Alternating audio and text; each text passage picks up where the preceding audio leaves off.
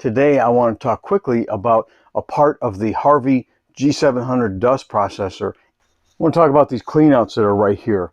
They come with a knob up here on the filter that you can turn, and it's going to put the dust down there. These guys come on screwed right here. And look, I want to show you the amount of dust that this filter has collected over the past few days and how fine that is. I've never seen dust that is that fine in my life, and that's what I was breathing into my lungs with my old system. If I want to clean that filter, I'm just going to turn these paddles, and you can see the dust coming out of that chute right there. That's cleaning that paddle. And then I just reach in, and from my perspective, I'm cleaning that out.